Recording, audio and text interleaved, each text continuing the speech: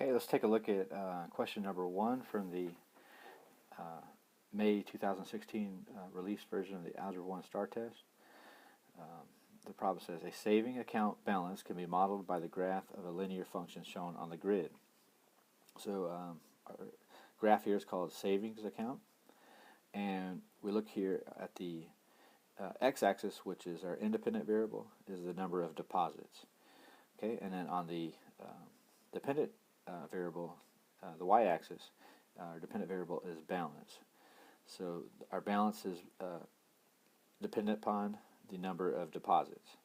So our initial account balance before any deposits, opening balance is $50, and then we can see after one deposit, our balance is now $150. So a linear function has a constant rate of change. Okay, so the question is, what is the rate of change of the balance with respect to the number of deposits? Okay, since a linear function has a constant rate of change, we can pick any 2 points on the graph to determine what our rate of change is. Okay, so another way of saying rate of change of a line is slope. Okay, so let's take a look at the slope formula. And the slope formula, we normally use the letter M for slope, and then in our numerator of our formula we have y2 minus y1 divided by x2 minus x1. Okay, so let's go ahead and pick 2 points. Let's pick the two easiest, the smallest numbers. Okay, so we're going to pick x of 0 and a y of 50. And then we're going to pick x of 1 and y of 150. So let's go ahead and write those 2 points down. So here we have 0, 50, and up here we're going to have 1 and then 150. 150 there, okay? All right, so let's go ahead and plug in our values. So we're going to let the x value of 1 be our 0.2. So let's go ahead and fill in our values here in our slope formula. So our y2 is going to be 150. Our y1 is going to be 50. And then our x2 is going to be 1. And then our x2 is going to be 1. And then our x1 is going to be 0. Okay.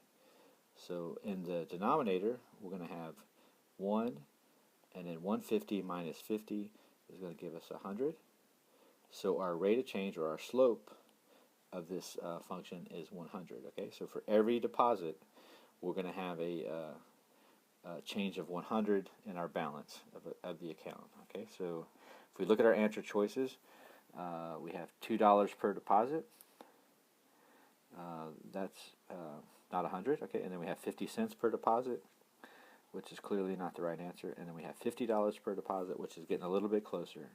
But answer A is $100 per deposit, so that's the answer choice we're looking at.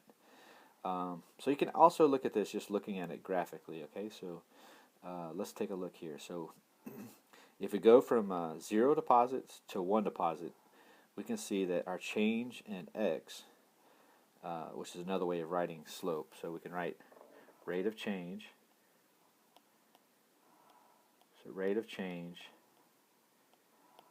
equals change. This triangle means change in y over change in x. Okay. So we take a look here on our graph, and we have our change in y is 100. So it goes from 50 to 150 to get to this point. Okay. So our change in y equals 100. Okay. And now we look at our change in x. It goes from 0 over here to 1, okay? So if we fill in there, so change in y is 100, and then change in x is 1, which also gives us 100, okay? Which is the same thing that we got over here with our slope formula, okay? So there's 2 different ways to do it. Probably the quickest way is just to look graphically, seeing what our change in x is, and then look and see what our change in y is, okay? And remember, your change in y goes in on the top of your ratio here. Okay, so change in y is on top, change in x in the bottom, and we'll get the same answer as the slope formula. Okay, so your proper answer choice should be A on this one.